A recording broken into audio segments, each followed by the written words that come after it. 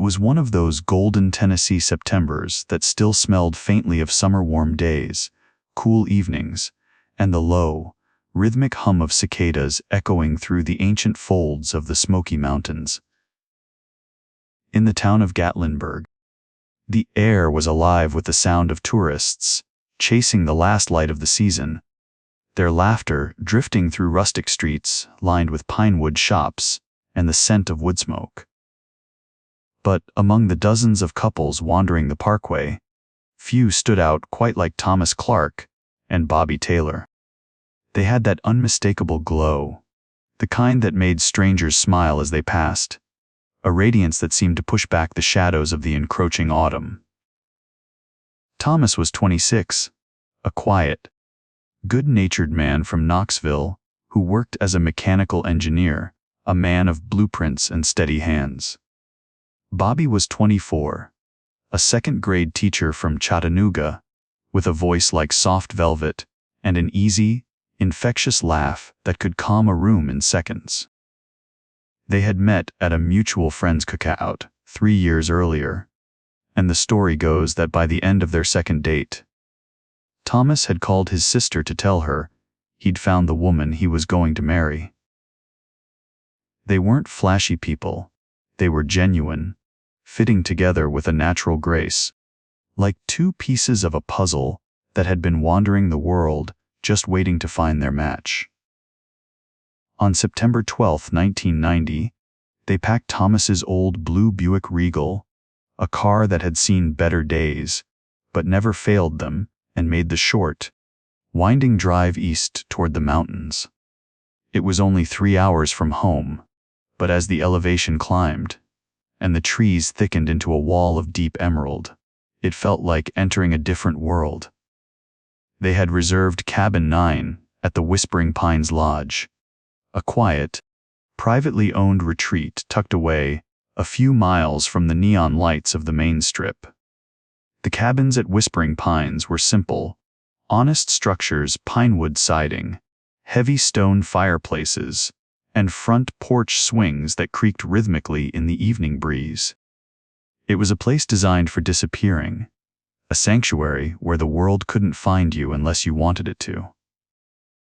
For Thomas and Bobby, it was exactly what they needed a week away from the noise, the phones, and the expectations of their new lives. Just the two of them, and the mountains. Locals in Gatlinburg still remember them vividly from those first 48 hours. The waitress at the pancake pantry recalled them coming in that first morning, still wearing matching sweatshirts that read "Just Married" in bold, proud letters. She remembered how Thomas held Bobby's hand across the laminate booth, laughing as she teased him for ordering chocolate chip pancakes like a kid. The owner of a nearby souvenir shop remembered them too. They had bought 2 disposable cameras and a small, hand-carved wooden bear with their initials etched into the bottom. They were sweet, she would tell reporters later, her voice trailing off. You could just tell they really liked each other. They had time. They spent their days exploring the heights, riding the skylift, and taking Polaroids at every overlook. The last known photo of them together was taken that Saturday afternoon near the edge of Roaring Fork Road. In the image, Thomas's arm is draped over Bobby's shoulders, the sun dipping just behind the ridge, casting a long, amber glow over their faces. They looked tired but peaceful, completely at home in the wilderness and in each other. That night, they returned to Cabin 9 just before dark. The owner of the lodge, Earl Whitaker, lived in a small house down the hill. He later told police he saw them carrying takeout boxes and a grocery bag, maybe wine, maybe snacks for a movie. They waved at him, a simple, neighborly gesture. He remembered Bobby was wearing a red sweater, a vibrant splash of color against the darkening pines. Around 9:30 p.m., another guest in a neighboring cabin recalled hearing faint laughter drifting through the trees, followed by the slow, steady creak of the porch swing and the distant tinny sound of music from a small radio. Then, the mountains went silent. The next morning, Sunday, the blue Buick was still parked in its spot, the dew clinging to its hood. The curtains of cabin 9 remained drawn, the porch swing motionless. To anyone passing by, it looked like the very picture of a slow, honeymoon morning. Even when the cleaning staff knocked at noon to see if they needed fresh towels and received no answer, no one worried. Honeymooners, Earl had shrugged, probably found a hidden waterfall and lost track of time. In 1990, in a place like Gatlinburg, people came to disconnect. There were no cell phones to ping, no social media to update. Silence was expected. But by Monday morning, the silence had begun to rot into something else. The Buick hadn't moved. The red sweater wasn't seen on the trails. When Thomas didn't show up for his engineering firm in Knoxville and Bobby didn't arrive to greet her second graders in Chattanooga, the world outside the mountains began to scream. By Monday afternoon, Thomas's father had called the Gatlinburg police. Within hours, deputies were winding their way up the hill to Whispering Pines for a welfare check. When they arrived at cabin 9, the first thing that struck them was how utterly normal it looked. The door was locked, but through the windows, they could see the remains of their life scattered about. When they finally entered, the air was stale, carrying the ghost of a scent leftover wine and the faint musk of pine. The bed was unmade, suitcases half open on the floor. Bobby's purse sat on the dresser, her wallet tucked inside, with all her cash and credit cards untouched. Thomas's watch lay near the sink, next to a crumpled towel. On the small dining table sat a single Polaroid, separate from the others. It was a close-up of their wedding rings, placed side by side on the cabin's wooden railing. It was a beautiful, intimate shot, a testament to a beginning. There were no signs of a struggle. No broken glass, no blood, no forced entry. It was as if they had simply evaporated into the mountain mist. Deputies fanned out, canvassing the immediate area, checking the nearby trails and the small shops they had frequented. But the trail went cold the moment it left the cabin's porch steps. Earl Whitaker mentioned offhandedly that the porch light outside cabin 9 had gone out earlier that week, a loose wire he'd meant to fix. It meant that the stretch of woods leading up to their door had been darker than usual that Saturday night, isolated in a pocket of shadow that the other cabin lights couldn't reach. As the first night of the official search fell, flashlights cut through the tree line like frantic fireflies. Searchers called out their names, but the Smokies gave nothing back. No footprints, no discarded items, no echo of life. The only thing investigators found was a small, circular depression in the dirt near the porch steps, an indentation that looked as though something heavy had once been placed there, or perhaps dragged. But in the soft, mountain soil, it was impossible to be sure. Back in town, the rumors were already beginning to catch fire. People spoke of robberies gone wrong or car accidents on the steep, unforgiving mountain curves. But the investigators knew that if there had been a wreck, they would have found the metal. If there had been a robbery, why was the money still on the dresser? Bobby's mother, her voice trembling through tears on the local news, pleaded for information. She was so careful, she said. She wouldn't just vanish. By the third day, the search intensified, but the atmosphere around cabin 9 grew heavier. Rangers noted that the cabin door had been locked from the outside, a detail that suggested they hadn't planned to be gone long, or that someone else had turned the key. Thomas's hiking boots were still lined neatly against the wall, and Bobby's wedding shoes remained tucked under the bed. Whatever had happened, they hadn't walked away into the wilderness on their own. Helicopters began to drone overhead, their blades churning the heavy air as volunteers from 3 counties arrived with maps and radios. They combed the ravines, the thickets of rhododendron, and the deep cuts of the Roaring Fork. They expected to find something: a dropped camera, a scrap of a red sweater, a single boot print. But the forest was a vault. That night, the first missing person posters were taped to the windows of the Pancake Pantry and the gas stations along Highway 321. The photo showed Thomas and Bobby on their wedding day, glowing with a future that was supposed to last decades. Underneath, in bold, black ink, missing since September 15, 1990. But it was that last Polaroid from the cabin, the one of the rings, that would haunt the investigators the most. Because in the background of that frame, just behind their joined hands, you could faintly see the broken porch light hanging in the corner. It was a small, ordinary detail, a flicker of a shadow that no one thought twice about at the time. A dark corner in a place meant for light. As the fog rolled in on the third night, a quiet dread began to settle over Gatlinburg. No one said it out loud yet, but everyone was thinking the same thing. People don't just disappear into thin air.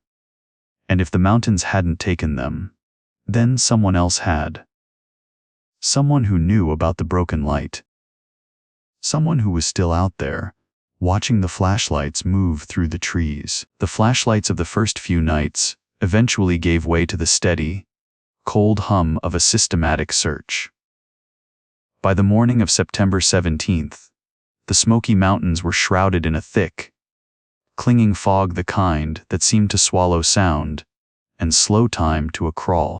The search radius had expanded from the immediate porch of Cabin 9 to a 5-mile grid that cut through some of the most unforgiving terrain in eastern Tennessee.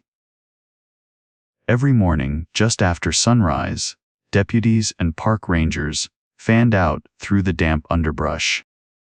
Every step they took sank into soft, black soil. Every breath carried the earthy, ancient scent of pine needles and rotting leaves. It was a landscape that felt alive, yet utterly indifferent to the desperate calls echoing through the ravines. They expected to find something obvious: a trail of broken branches, a discarded snack wrapper, or the heavy drag marks of a struggle. But the ground around the cabin remained a frustrating blank slate. Then, just beyond the edge of the Whispering Pines property, a searcher's light caught a glint of silver. Pressed face down into the mud near a thicket of mountain laurel was a small, silver compact mirror. When they turned it over, the initials BT were faintly engraved on the back. It was Bobby's. Her mother would later confirm she carried it everywhere. It was a gift from her bridesmaids, a token of a life that was supposed to be just beginning. Finding it so close to the cabin was a lightning strike of hope that quickly decayed into a deeper fear. It was the only piece of them the mountains had surrendered. The search dogs, 2 seasoned German shepherds, picked up a scent near that spot, a mix of human sweat and disturbed soil. They followed it with frantic energy for nearly 200 yards into the trees, leading toward a shallow, bubbling creek. But there, the trail didn't just fade, it ended abruptly. The dogs paced in manic circles, whining and lifting their noses toward the mist, as if the scent had simply lifted off the earth and vanished into the sky. To the investigators, it made no sense. People don't just cease to exist within sight of their own front porch. The sheriff ordered the area widened again, fanning teams out toward the Appalachian footpath and deep into hidden ravines. They found nothing. No footprints, no scraps of the red sweater Bobby had been wearing, no sign of Thomas's heavy boots. As the days bled into a week, the silence of the woods began to be filled by the noise of rumor. In the absence of facts, the human mind creates monsters. The most persistent story involved the mountain shadow. All summer, there had been whispers of an unidentified drifter spotted near the tourist cabins a tall, gaunt man in his mid-40s who moved through the forest like a ghost. Locals claimed he slept in abandoned tobacco barns or behind dumpsters on the parkway. He didn't rob people, he just watched them. One motel owner recalled him standing at the edge of the woods, motionless, for hours. Whether he was a real threat or a bogeyman born of local gossip, his legend began to anchor the fear of the community. On September 18th, Sheriff Dan Griggs stood before a bank of microphones outside the Sevier County Courthouse. Behind him stood the Clark and Taylor families, shoulders pressed together, eyes swollen from a week without sleep. The sheriff's voice was steady, but he looked like a man who was losing a fight. He told the press that the couple was still considered missing, and that there was no sign of foul play. That one sentence, "no sign of foul play," would become the greatest tragedy of the investigation. Because they treated it as a disappearance and not a crime scene, the authorities never sealed Cabin 9. They photographed the interior, took the names, and then, within 48 hours, they let another couple check in. By the time investigators realized this wasn't a case of two hikers getting lost, every fingerprint, every stray fiber, and every trace of the truth had been scrubbed away by industrial cleaning fluid and fresh linens. "We didn't know what we had," Griggs would admit years later, his voice heavy with regret. "We thought we were looking for two lost hikers, not two victims." The search officially transitioned from rescue to recovery by the end of the second week. The red ribbons that volunteers had tied to trees to mark their grid lines began to fray and fade, fluttering in the wind like small plastic ghosts. The media attention, once a roar, began to dampen. The journalists from Knoxville and Nashville packed up their vans, leaving behind a community that felt smaller and more haunted than it had before. For the next decade, the story of Thomas and Bobby became the honeymoon disappearance, a tragic piece of local folklore. Tourists would drive by Whispering Pines and point at Cabin 9, whispering about the honeymoon ghosts. Guests who stayed there began to report strange things, the sound of a porch swing creaking when there was no wind, or the faint, tinny sound of a 1940s radio playing somewhere beneath the floorboards. But for Detective Sarah Linwood, who had been a rookie deputy during that first frantic week, the case wasn't a ghost story. It was a failure. She kept a small, unauthorized folder in her desk, marked Clark/Taylor, 1990. Inside were the Polaroids of the rings, and her own hand-sketched diagrams of the cabin's layout. In 1998, while reviewing old property records for a different case, she noticed something that made her heart stop. The original 1950s blueprint for Cabin 9 listed the living area as 16 feet wide. But the modern tax appraisal, which used more recent measurements, listed it as just under 13 feet. It was a 3-foot discrepancy. At the time, her supervisors laughed it off. "Old surveyors used different tools, Sarah," they told her. "Probably just a thick wall or a fireplace vent." Linwood wanted to believe them, but she couldn't shake the memory of the search dogs. They hadn't lost the scent in the woods. They had lost it right at the edge of the property. Meanwhile, the families lived around the emptiness. Every September, they returned to Gatlinburg to hold a small vigil. They lit candles near the tree line and read scripture, their numbers dwindling as the years turned into decades. In 2003, Bobby's father, Harold, passed away. His wife said that in his final hours, he stared at the photo of Thomas and Bobby on that porch. He told her, "They're still there. I can feel them. They never left that hill." He died without knowing how right he was. The mountain had kept its secret for 28 years, hiding the truth in plain sight. inside the very walls where new couples came to celebrate their own beginnings. The answers weren't in the ravines or the caves, or the shadows of the mountain shadow. They were trapped in the 3 feet of space that the world had forgotten to measure. In the winter of 2018, the Smoky Mountains looked almost identical to how they had nearly 3 decades earlier. The same rolling fog clung to the ridges, and the same ancient pines bent under the weight of a cold, biting wind. Whispering Pines Lodge had changed hands several times since the 1990s, its reputation as a place of mystery fading into a general sense of rustic charm and slightly outdated architecture. The new buyers, Ryan and Elise Matthews, were a young couple from Nashville with a vision. They wanted to strip away the haunted labels and the layers of old, peeling paint to turn the property into a high-end retreat once again. They started their renovations in February, focusing first on the infamous Cabin 9. The plan was ambitious: refinish the warped hardwood floors, update the plumbing, and tear down the massive, hulking stone fireplace to replace it with a modern, sleek stone facade. The crew had been working for about a week when a master carpenter named Derek Lowe noticed something that didn't sit right with his tape measure. According to the county's original renovation plans, the living area was supposed to be 16 feet wide. But no matter how many times Derek pulled his tape from the east wall to the west, it came out to just under 13 feet. He checked for misaligned studs, thicker than normal insulation, or heavy masonry. Nothing explained where those 3 feet had gone. As he tapped his hammer along the back of the heavy stone fireplace, the sound changed. The solid, rhythmic thud of stone against stone gave way to a hollow, echoing ring.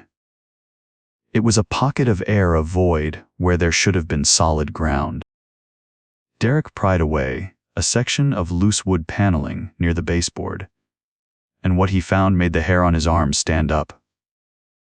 Beneath the wood was a layer of solid brick, but the mortar was irregular, hand-smoothed and sloppy, clearly added long after the cabin's original construction. Curiosity quickly curdled into a cold, sharp unease. Derek grabbed a crowbar and gently leveraged one of the bricks free. The moment it popped out, a rush of air hit him. It was cold, stale, and carried a sharp, metallic tang, the unmistakable scent of a tomb that had been sealed for a generation. He shined his flashlight into the blackness of the gap. Within minutes, the renovation stopped. The Matthews called the local sheriff, who in turn called the Tennessee Bureau of Investigation (TBI). By late afternoon, the narrow gravel road to Whispering Pines was a sea of flashing blue lights and white forensic vans. The area around Cabin 9 was cordoned off with yellow tape that snapped violently in the winter wind. When the TBI technicians finally breached the false wall, the air in the room became heavy and motionless. The cavity was small, barely 4 feet deep, running the length of the fireplace. Inside, curled together in a final, frozen embrace, were 2 sets of skeletal remains. They were partially covered by the rotted remnants of clothing: a man's flannel shirt and a woman's cotton dress that might have once been a vibrant red. The room went silent. Not a single investigator spoke for several minutes. It wasn't just a discovery. It felt like a door to 1990 had swung wide, dragging the past into the present. On each of their left hands, glinting faintly in the harsh beam of the forensic floodlights, were gold wedding rings. The metal was slightly tarnished by moisture and time, but they remained joined, just as they had been in the Polaroid on the table 28 years prior. Nearby, leaning at a strange angle against the inner brick wall, was a small metal tripod, its legs rusted but still standing. At its base lay the camera, an old Polaroid model from the late 1980s. The film compartment was still sealed, holding on to whatever images had been captured in the final moments of two young lives. Word spread through Gatlinburg like a wildfire in a dry forest. By evening, the news was breaking across the state. Cabin 9 holds answers to 28-year-old mystery. People who had been teenagers during the original disappearance now stood on the parkway as parents, shaking their heads in disbelief.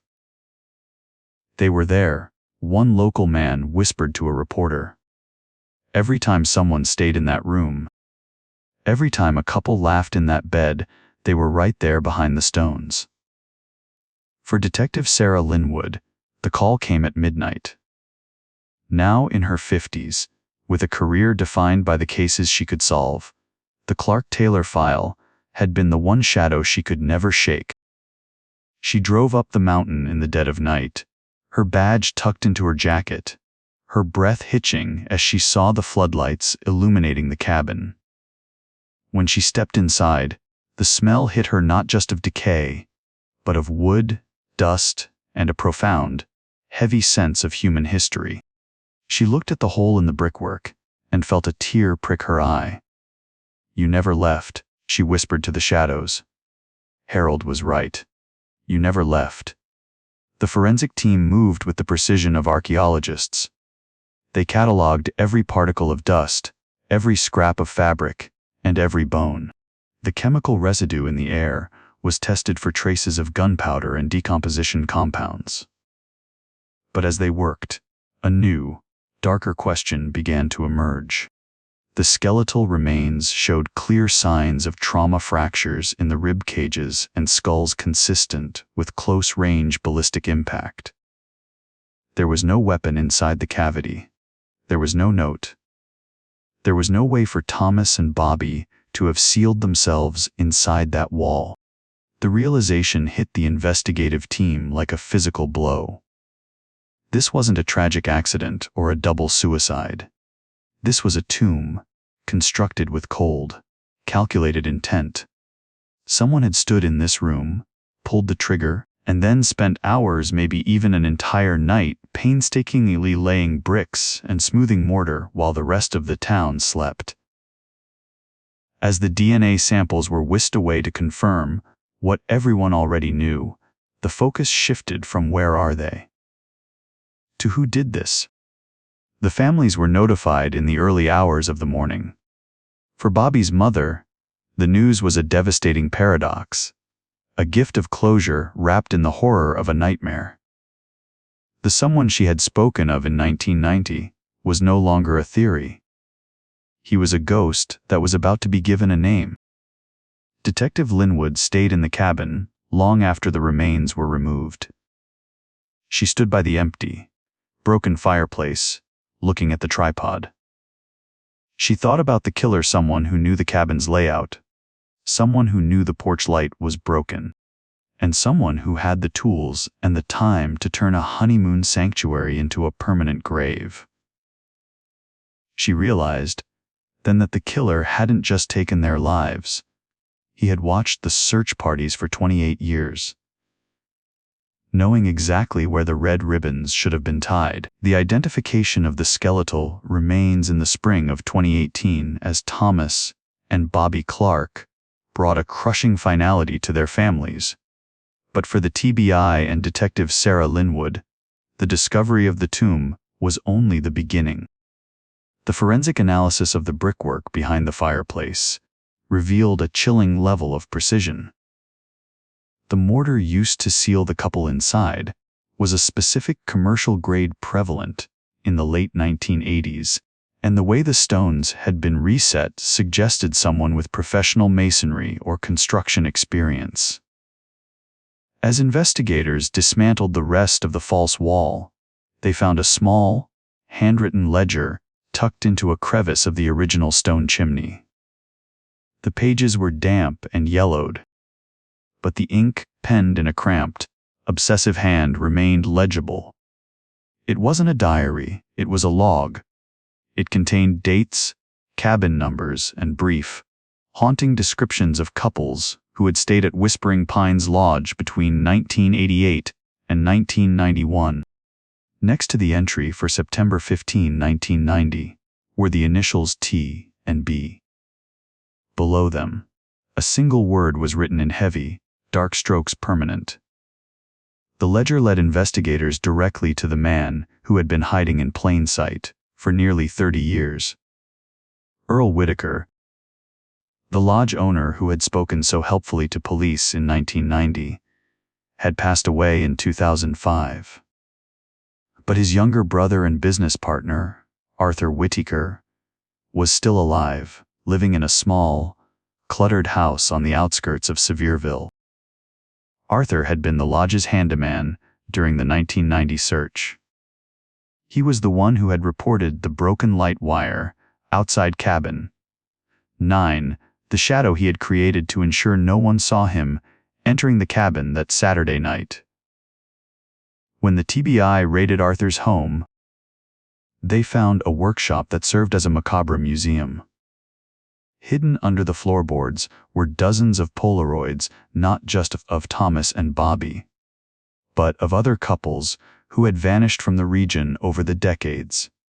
Cases that had never been linked until that moment. Arthur had developed an obsession with preserving the happiness of honeymooners, believing that by ending their lives at their peak of joy, he was keeping them perfect forever. Arthur Whitaker, then 74 and frail, didn't put up a fight. When Detective Linwood walked into his interrogation room, she placed the Polaroid of the wedding rings, the one found in cabin 9, on the table. Arthur looked at it and smiled a thin, hollow smile. "They were the most beautiful ones," he whispered. "I couldn't let the world ruin them."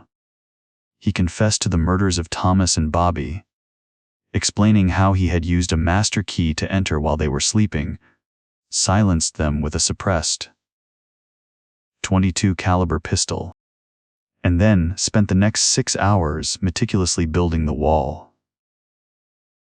He had even watched the search parties from the lodge office, enjoying the irony of men looking through the woods for people who were only inches away. Arthur Whitaker was charged with 2 counts of first-degree murder, along with several other cold case disappearances linked to his collection.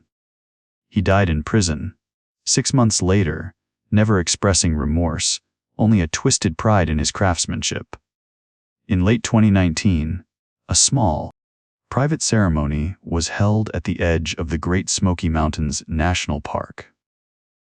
Thomas and Bobby were finally laid to rest in a joint plot in Knoxville, their headstones engraved with the date they were found, alongside the date they were lost. Whispering Pines Lodge was eventually demolished. The land was purchased by a conservancy group and returned to the forest. Today, if you hike the trails near what used to be Cabin 9, you won't find any buildings or just married sweatshirts. You'll only find a small stone bench dedicated to the couple. The inscription doesn't mention the tragedy or the wall. It simply reads Thomas and Bobby Clark, together as they were always meant to be. The mountains, once a vault of secrets, are now just mountains again. And though the silence of the Smokies can still be heavy, it no longer feels like a threat. It feels like a long overdue peace.